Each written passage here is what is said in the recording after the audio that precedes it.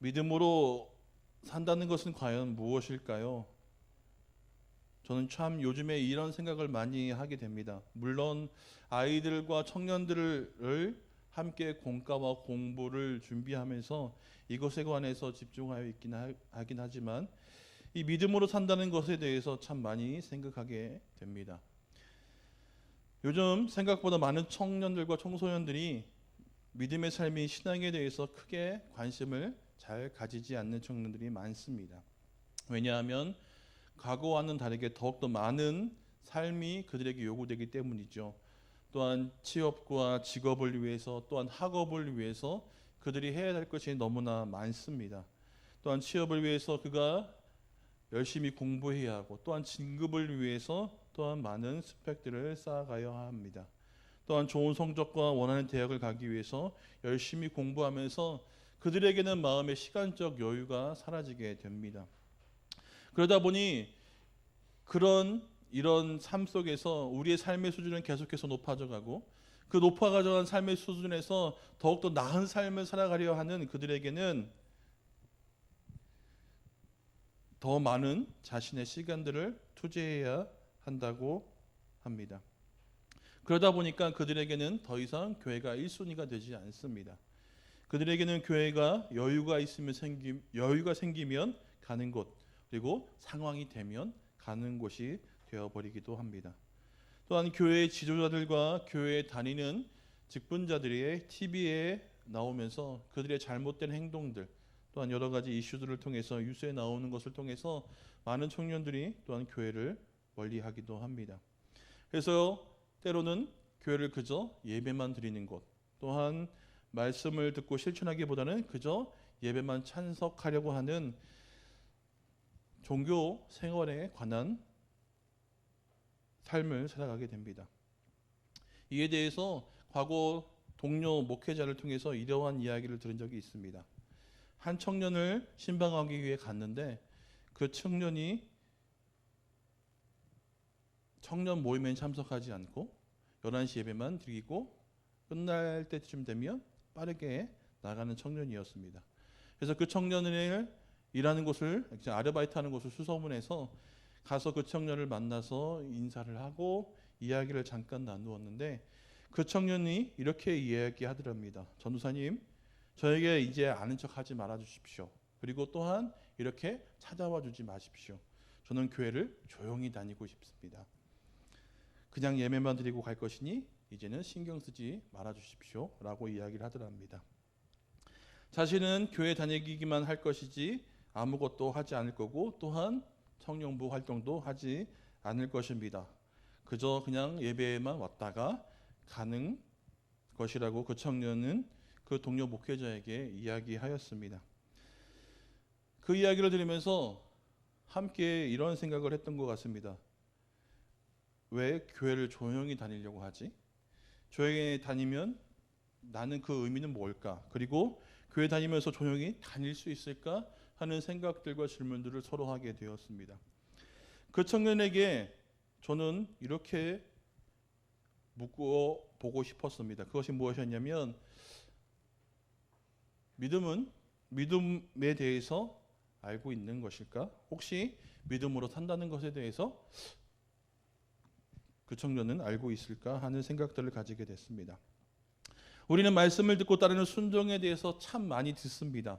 그리고 교회를 다니면서 성도라면 누구나 한 번쯤은 내가 더욱더 열심을 내서 그 믿음을 따르는 삶을 살아가 보려고 하는 노력들을 합니다. 그리고 그 고민들을 하죠. 어떻게 하면 될 수 있을까? 어떻게 하면 더욱더 잘 살아갈 수 있을까 하는 고민들을 하게 됐죠. 그러나 믿음으로 사는 것은 직분을 가졌다고 해서 다 되지 않습니다. 목사라고 해서, 장로라고 해서, 권사라고 해서, 집사, 교사 등등 직분을 가졌다고 해서 자동적으로 믿음을 따르는 삶을 살아가게 되지는 않습니다. 또한 오랜 기간 교회를 다녔다고 해도 그 믿음을 대로 따르는 삶을 자동적으로 살아가지는 않습니다. 그리고 성경을 많이 알고 그에 대한 지식들을 가졌다고 해서 또한 믿음을 따르는 삶을 살아가지 않는다라고 우리는 많이 듣게 됩니다. 왜냐하면 믿음으로 사는 삶은 하나님 말씀에 따르는 그 순종의 행동이 반드시 동반되기 때문이죠. 많이 알고 있다고 해서, 오랜 세월이 지났다고 해서, 내가 직분을 가지고 있다고 해서 그 믿음에 따른 삶을 살아가지 않게 되기 때문입니다. 그래서 자기 자신이 믿음의 말씀에 따른 순종하는 삶을 살아가려 한다면 결국 하나님을 경험하며 하나님을 체험하는 그 삶을 통하여서 순종의 삶을 살아가야 한다는 것을 깨달아 알게 된다는 것이죠. 제가 이렇게 믿음에 관하여서, 믿음의 삶에 관하여서 이야기를 드리는 것은 과연 순종하는 삶이 무엇일까 하는 이야기를 좀 드리고자 하려고 합니다. 오늘 말씀에 보면, 오늘 말씀의 배경은 우리가 잘 알고 있는 이 산상수훈이라는 말씀의 배경에 있습니다. 마태복음 5장, 6장, 7장은 이 산상수훈이 나온 말씀인데요. 산상수훈이라는 것은 예수님께서 유명해지기 시작하면서 많은 사람들이 예수님께 모여들었습니다. 예수님께서 사역을 시작하셨고 그 사역을 시작하면서 많은 기적과 이적들을 보이기 시작하니까 입소문이 나기 시작했고, 그래서 예수님이 가시는 곳, 예수님이 계신 곳에는 늘 사람이 모여들었고 또한 인산일을 이루었습니다. 어느 한 날 예수님께서 한 도시에 이르렀다는 것을 듣게 되었고 많은 사람들이 그때도 마찬가지로 모여들었습니다. 예수님께서 그들을 향해서 말씀해 주시기 위해서 산 위로 올라가셨고 그곳에서 하나님 나라의 복음에 관하여서 그들에게 이야기를 해 주셨던 것이 바로 이 산상수훈의 말씀인 것이죠. 5장에는 우리가 잘 알고 있는 팔복에 관한 말씀이 나오고 있습니다. 또한 6장에 보면 우리가 더욱더 잘 알고 있는 이 주기도문에 관한 말씀이 나오죠.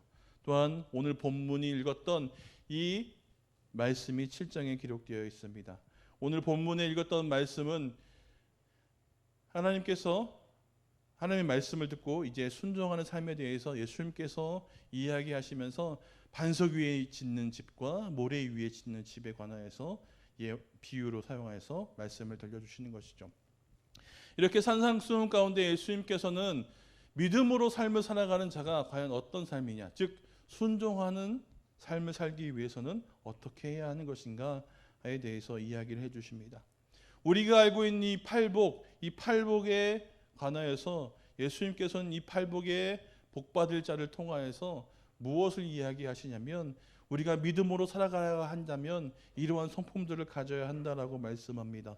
그것에 대해서 잠깐 살펴보면 심령이 가난한 자, 애통한 자, 온유한 자, 그리고 의에 줄이고 목마른 자, 긍휼히 여김을 받는 자, 여기는 자, 마음이 청결한 자, 화평케 하는 자, 위를 위하여 박해를 받는 자 등이 복을 받는다라고 이야기하는 것이 팔복입니다.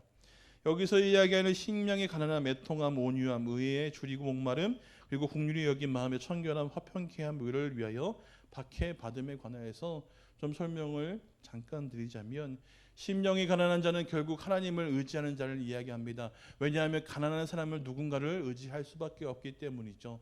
그러기 위해서 우리의 심령이 가난하게 되면 하나님을 붙들고 의지하는 그 사람을 뜻한다고 이야기합니다. 또한 애통한다는 것은 단순히 슬피 울음을 이야기하는 것이 아니라 하나님과 갈라놓은 이 죄에 대해서 깊이 슬퍼하고 철저한 회개하는 마음을 이야기합니다. 또한 온유함이라는 것은 다른 이에게 대해서 온화하고 부드러운 마음과 또한 자기에게 악을 행하는 자에 대해서 참고 견뎌내주는 그 태도를 말합니다. 또한 의에 줄이고 목마른다는 것은 하나님을 향한 그 의, 하나님이 원하시는 그 의에 대한 갈망을 가지는 것을 이야기하고, 또한 하나님의 백성이 된으로서 이 바르고 올바른 것을 실천하는 강한 신념을 가진 것을 이야기합니다. 긍휼을 행한다는 것은 상대방의 잘못과 약점에 대해서 너그러움을 말하며, 또한 마음의 청결함은 두 마음을 품지 않는 깨끗한 마음을 이야기합니다. 또한 화평케 함은 사람과 사람뿐만 아니라 하나님과 사람과의 관계를 화평케 해주는 역할을 하는 것, 그리고 마지막으로 의를 위하여 박해받음은 결국 하나님의 말씀을 듣고 순종하는 자가 받게 되는 그 고난에 대한 성도의 모습을 이야기한다는 것이죠. 이러한 성품들이 결국 우리로 하여금 하나님의 말씀을 따르는 자가 되게 한다는 겁니다. 다른 말로 한다면 이 8가지의 이 성품들이 결국 우리 안에 존재하게 된다면 우리는 믿음에 따른 삶을 살아가는 자라고 이야기해 줄 수 있다는 거죠. 그러나 여기서 중요한 것은 이런 성품을 가졌다고 해서 다 그렇게 삶을 살아가게 되는 것은 아니라는 겁니다.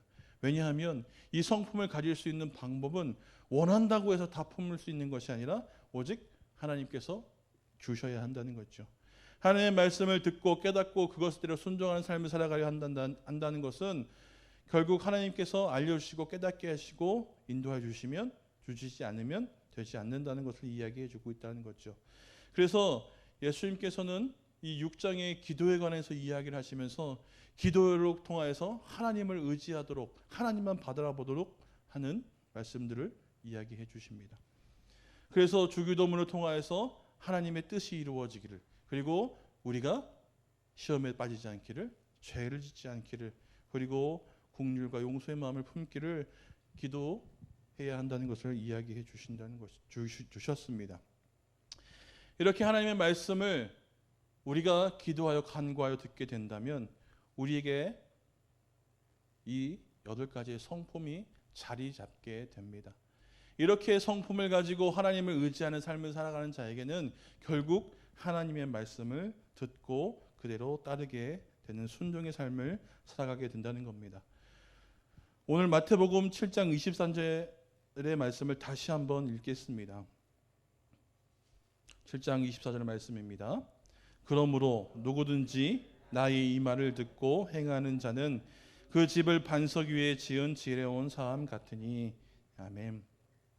이 본문의 말씀은 반석 위에 집을 지은 사람과 모래 위에 집을 지은 사람의 비유를 통하여서 하나님의 말씀을 듣고 순종하여 자와 순종하지 않는 자의 결과에 대해서 이야기를 해주고 있습니다.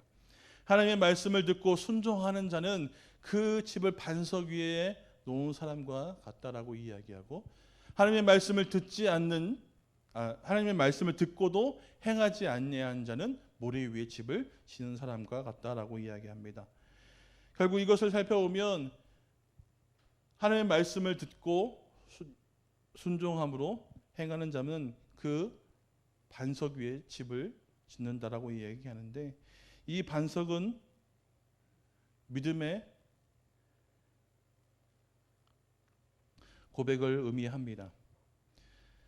왜냐하면 우리는 하나님의 말씀을 통하여서, 그리고 하나님의 성품을 통하여서, 하나님을 의지함을 통하여서 믿음을 갖게 됩니다. 그 굳건한 믿음 가운데 결국 우리의 집이 되는 이 삶의 소망들을 토대를 잡게 되고 그 토대로 그 삶을 살아가게 됩니다. 결국 굳건한 믿음이 없이는 하나님의 말씀을 듣고도 행치 못하게 된다는 것이죠. 또한 이와 같이 다르게 이야기하자면 하나님의 말씀을 듣고도 행하지 않는 사람은 결국 무너져 버리는 모래와 같이 그 믿음의 삶이 온전하지 못하게 됩니다. 그저 아무거나 간섭이 없을 때는 그저 든든하게 지은 집 같으나 그것이 무언가의 간섭을 받기 시작하면 쉽게 무너져 내버려버리는 그 모래 위에 지은 집과 같이 우리의 믿음이 올바르지 않게 된다면 결국 무언가의 간섭을 받고 쉽게 무너지고 그리고 넘어지게 된다는 것이죠. 하나님의 말씀을 듣고 순종하는 자에게 우리에게 필요한 것은 바로 이와 같은 하나님의 말씀을 따르려 하는 성품들, 그리고 그걸 통한 기도들, 그래서 그것을 통하여서 하나님께서 주시는 것들이 있습니다. 오늘 말씀 후반절에 보면 이 이야기들을 살펴보면 뭐라고 이야기하시냐면 25절과 27절의 말씀을 살펴보면 이 두 가지의 집은 똑같은 상황을 겪게 됩니다. 그것은 무엇이냐면 바로 비가 내리고 창수가 나고 바람이 불게 된다는 것이죠. 그런데 그것을 당하였을 때 결과가 달라지게 됩니다. 바위 위에 반석 위에 지은 집은 견뎌내고, 그러나 모래 위에 지은 집은 무너지게 된다는 것이죠. 이와 마찬가지로 하나님을 믿는 굳건한 믿음 가운데 순종의 삶을 살아가는 자는 그 굳건한 믿음이 하나님으로 향해 있기 때문에 그 어떤 것들이 다가와도 무너지지 않게 된다는 겁니다. 그러나 그 반면에 그 믿음이 하나님을 향하여 온전히 서 있지 않기 때문에 무언가 다가오게 되고 어려움이 오고 고난이 오게 되면 쉽게 무너진다는 것이죠. 이러한 굳건한 믿음을 갖기 위해서 우리가 하나님을 향해서 구하고 그 성품을 품고 그 성품 마음 가운데 결국 순종의 삶을 살아가고 하나님의 말씀을 듣게 된다는 것이죠. 그렇게 우리가 해야 하는 것이 있습니다. 그것은 무엇이냐면 바로 우리 마음 중심에 하나님을 향한 이 굳건한 믿음이 있는지를 점검해 봐야 한다는 것이죠. 순종하는 자에게 하나님께서 견디게 하시고 이기게 하신다고 하셨습니다. 그렇다면 우리가 견디고 이기게 하려면 우리의 믿음을 점검해 봐야 한다는 것이죠. 우리의 마음은, 우리의 믿음은 이와 같은 굳건한 믿음이 토대로 되어져 있는가? 아니면 그와 반대로 모래와 같은 토대로 되어져 있는가를 점검해 봐야 한다는 것입니다. 순종의 삶을 살아가려 하는 자, 그리고 그 믿음을 따르고 그 믿음대로의 삶을 성품을 품고 살아가는 자는 결국 그 마음 중심에 하나님으로 가득 채워져 있게 됩니다. 그리고 그것을 따라서 그 어떤 것이 다가와도 흔들리지 않게 되죠.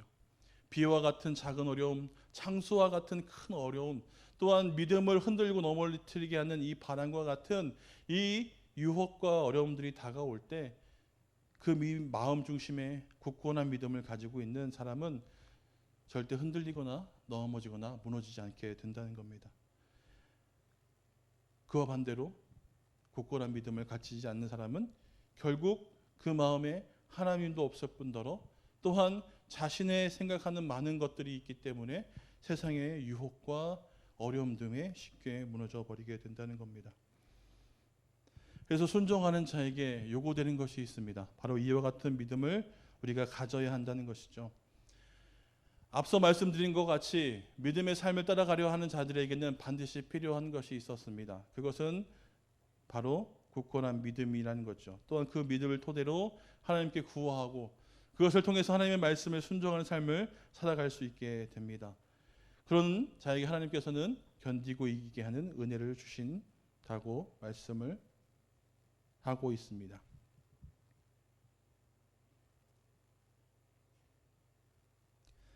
하나님께서는 그 사람에게 이와 같이 말씀해 주실 것 같습니다. 왜냐하면 모든 믿는 사람은 똑같이 적용되는 것은 모두가 하나님의 말씀을 듣게 된다는 겁니다. 우리도 교회 나와서 하나님의 말씀을 똑같이 듣게 됩니다. 그런데 우리 마음 가운데 과연 그 말씀을 듣고 순종하려 하는 이 믿음이 우리에게 존재하냐는 것이죠. 물론 우리에게는 있습니다. 말씀을 듣고 그 믿음을 따라 그 삶을 살아가려 하는 그 결단과 그 마음들이 우리 마음에 있습니다. 다만 그 간절함이 우리에게 더욱더 많냐 적냐를 한번 점검해 보셨으면 합니다. 왜냐하면 우리가 흔들리거나 넘어지게 된다는 것은 결국 하나님을 향한 그 의지함이 우리에게 부족하게 된다는 것이죠. 기도한다는 것은 하나님만 바라고 하나님을 찾는다는 겁니다. 그래서 그 힘을 도움을 받고 그 은혜를 따라 삶을 살아가게 된다는 것이죠. 그러기에 우리에게 필요한 것은 결국 하나님을 향한 그 믿음을 통한 기도이라는 것입니다. 하나님께서는 믿음으로 살아가기 위해 하나님의 말씀을 듣고 순종하는 자에게 견디고 이기게 하십니다.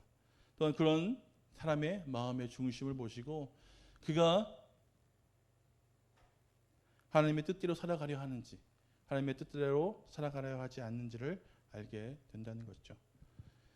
우리가 하나님의 믿음을 믿음으로 그 말씀을 듣고 순종하는 삶을 살아가려 한다는 것은 결국 하나님의 은혜를 받게 되는 사람인 것을 이야기해 줍니다. 왜냐하면 하나님의 은혜와 하나님의 힘과 하나님의 도우심은 결국 하나님의 뜻대로 삶을 살아가려 하는 자에게 더하여지기 때문입니다. 그래서 믿음으로 살아간다는 것은 마음을 먹는다고 다 되는 것은 아닙니다. 그러나 그 마음이 믿음에